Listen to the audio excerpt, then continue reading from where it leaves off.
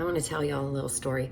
I was working on an appraisal, and for an appraisal, you have to compare properties. You want to compare the like properties. I had an appraisal for a home in a neighborhood where the sales prices are around, they start at about $1.3 million and go up to just under 2 million. I think there might have been one sale that was 2 million, but regardless, the subject property that I was appraising, I can't show you pictures because these things are private, but I can just generalize describing it so you know what I'm talking about.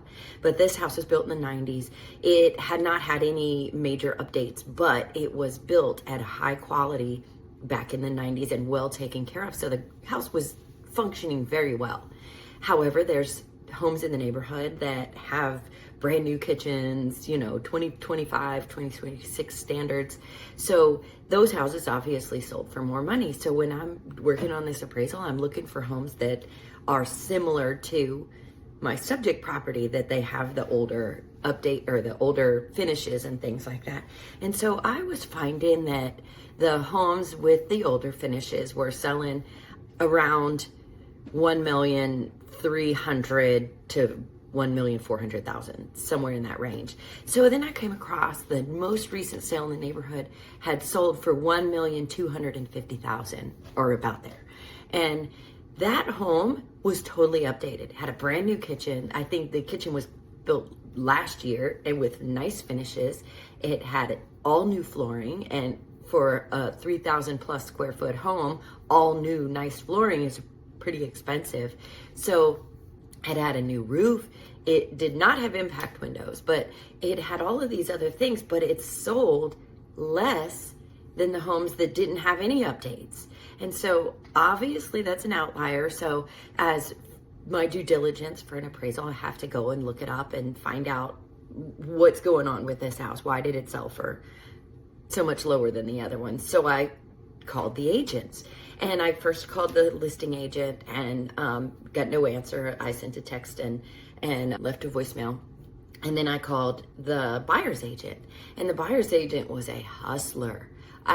She answered the phone, and I presented myself and I asked my questions, and she said, that house sold because I had a buyer that wanted it and they didn't want to pay a lot of money for it. So I negotiated a great deal. And I was like, yeah, actually you did, because this house was a whole lot cheaper than the other houses that had updates. The other houses that had updates sold over $1.5 million, and this one sold for $1,250,000-ish.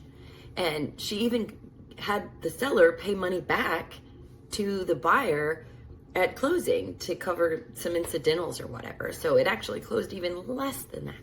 And so in this conversation, I'm very careful to not give too much information because, like I said, appraisals are private. I can't really talk, and I didn't want what I felt to influence what she told me. So I just kind of let her talk, and she was hilarious. She said that she wanted to get them the best deal that they could, and that she wanted to have repeat business for them, and so she wanted to do a great job. And this house was actually listed, which I kind of felt like it was listed low, but it was listed at 1,390 something or whatever, close to 1,400,000. But so she actually got them to come down over $150,000 on their already low asking price and got her buyers this incredible deal. So I asked specifics like, the age of the roof. Was there any underlying condition that I didn't see on the MLS? Was there a plumbing issue, a past leak or anything? Nothing. There's nothing wrong with this house.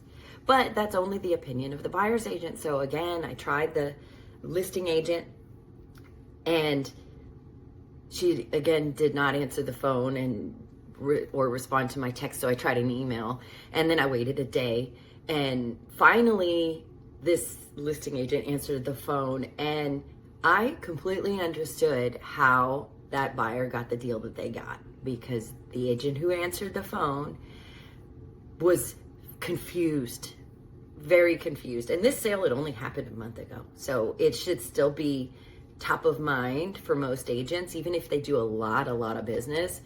A multi-million-dollar house a month ago, they usually remember that. But she was very confused and looked up the property. And when she looked it up, she said her reason that the seller sold for so much less was because the buyer was a cheapskate. She said that several times because I take notes as I was having a conversation with her, and I wrote that down several times, that the buyer was a cheapskate. The buyer just was really tight with their money. The buyer wasn't willing to pay, so they had to sell for less. And the thing that was crazy to me is that this house was only on the market for something like 2 weeks. And I thought, that's not really doing your your seller a service, because you're allowing that seller to accept an offer that was clearly well below the comparables for the neighborhood, and then just blamed it on the buyer.